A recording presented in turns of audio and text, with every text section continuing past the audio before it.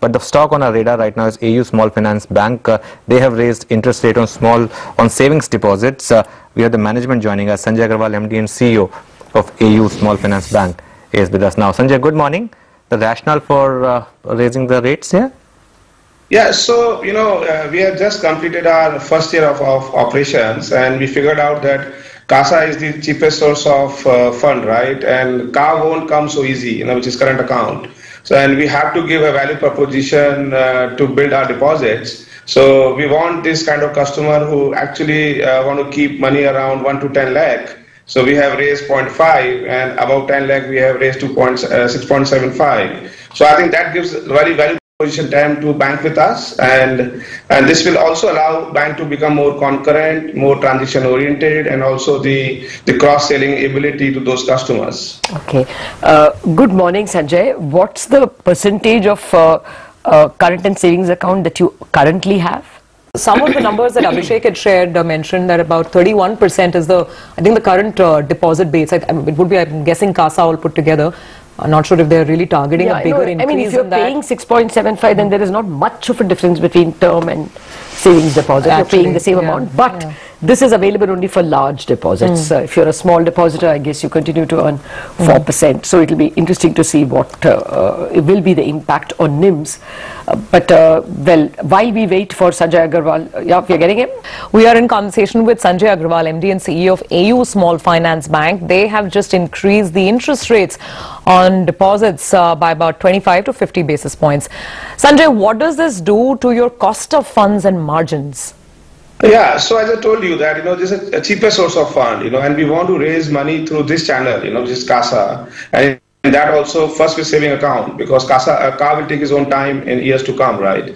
But we don't want to raise money through the FDs and the other deposits, which is more costlier. And this will allow us to raise money, in my opinion, more on a cheaper rates. So overall, I think the cost of fund will not get impacted, So, in my opinion, on a year-on basis, I think our cost of fund will go down by maybe 20 basis point, 30 basis point as we grow this book. What is your sense about margins more generally? Because you are also going to be on a branch expansion mode, plus you have this higher cost. So, can overall operating margins also get hit this year, FY19? So I think our distribution strategy is not at that we want to open our branches more and more, because there are a lot of other options. We can go through BC, we can go through different channels nowadays, online, whatever, right? So I think we are not opening branches, just for the sake of that. But I think overall, that we can put this money on a higher rate of yield, on terms of our assets. So I don't believe that our margins will get skewed, this year also. Once our result will be out on maybe the weekend of 26th, you'll figure out that, our first year of ROEs and ROEs are intact, which we promised to the public in large. And I hope that the scale and the kind of the overall cost of fund, which will get in our favor over the year, will help us to maintain our ROE and ROA. Okay, and even the net interest margin, you had guided between 5.7 and 6.5. Yeah, of course. Even with this raising interest rates, you don't expect that. Yeah, rather this is just at 10% of our book, overall on our deposits, right? Or overall liability book. You mean the total amount of deposits over 1 lakh or 1 lakh to 10 lakh is only 10% of your book? No, I'm saying overall the liability book. So deposit book is around 20%. Sorry. Okay. But overall liability book, we have an AUM of around now 16,000 crores, right? Okay. So on that, 1,700 crores is just 10%, right? Okay. So we want to increase this base, we want to increase this share to maybe around 20% next year. So for that is a cheaper source. So I don't think that will be impacted on our NIM or, NI. So that's the idea. Okay. So cost of funds is fine. NIMs, you say, will be intact. Finally, leave us with some targets in terms of the growth in the book itself for FY19. What kind of numbers are you expecting? So it's so difficult to give you just now, because we will make our whole budget in next couple of weeks.